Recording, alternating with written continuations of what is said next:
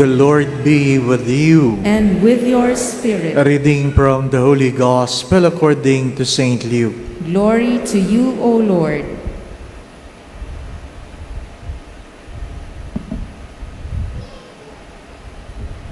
Raising his eyes towards his disciples, Jesus said, "Blessed are you poor, for the kingdom of God is yours. Blessed are you who are now hungry, for you will be satisfied. Blessed are you who are now weeping, for you will laugh. Blessed are you when people hate you and when they exclude and insult you and denounce your name as evil on account of the Son of Man. Rejoice and live for joy on that day. Behold, your reward will be great in heaven. For their ancestors treated the prophets in the same way. But woe to you who are rich, for you have received your consolation. But woe to you who are filled now, for you will be hungry. Woe to you who laugh now, for you will grieve and weep. Woe to you when all speaks well of you, for their ancestors treated the false prophet in this way."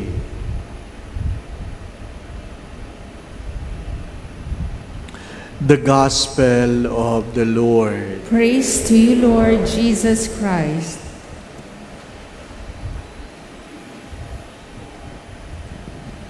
Saint John Chrysostom said, "Faithfulness in little things is a big matter."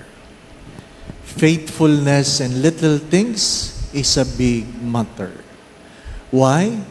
Because if you are faithful in little things, it speaks about your attitude. Attitude speaks about your values. And whether you like it or not, our future is driven by our values and attitude, not necessarily our educational background. That's why it's good to check ourselves. What I do value.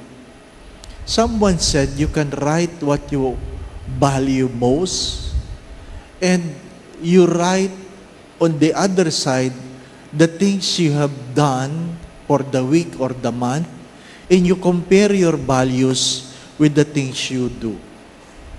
Because there are things we value, but we never do things about what we value. Pag sinabing, I value my health, pero pag tiningnan mo, anong kinain mo ngayong buwang ito, lahat ng bawal kinain mo.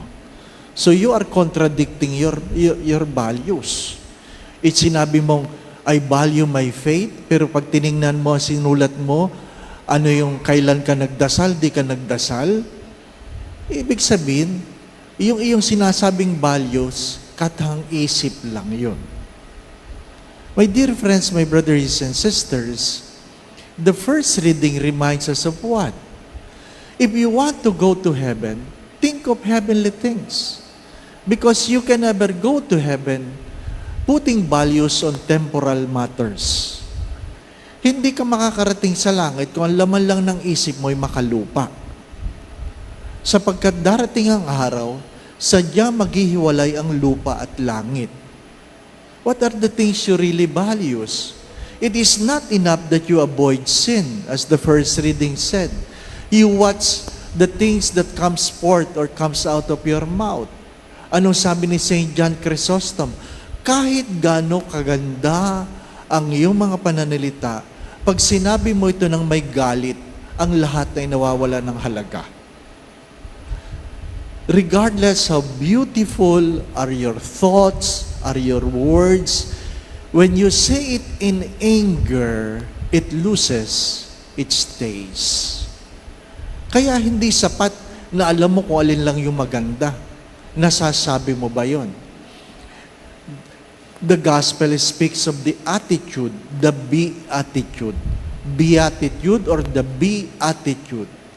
When you say in English, be, it becomes an imperative, not just an option, but an imperative.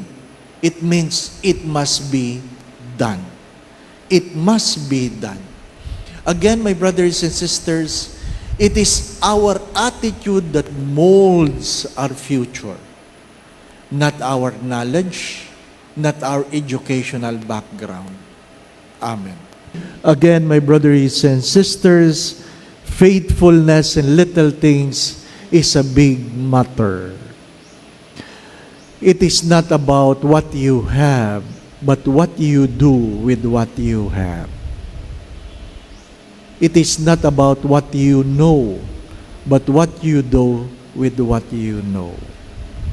My dear friends, my brothers and sisters, nung Lunes nag-homily ako tungkol sa utang. Sabi ko, kung may utang ka, magbayad ka. Kahapon, may mga messages, galit. Bakit kinapakailaman ko daw yung mga nangungutang? Sabi ko, hindi ko po pinapakailaman. Ang sabi ko, magbayad. Hindi ako nakikialam sa may utang din ako. Pero ang tanong, nagbabayad ka ba? Yun ang tanong. Anong dahilan? Anong ginagawa mo sa utang mo? It's all about attitude. May utang o wala, it's what you do with it that matters. My dear friends, my brothers and sisters, keep this in mind. Our attitude is the librarian of the past, the speaker of the present, and the prophet of our future. The Lord be with you. And with your spirit. And may Almighty God bless you and your family, the Father, the Son, and the Holy Spirit. Amen. We go in peace to love and serve the Lord. Thanks be to God.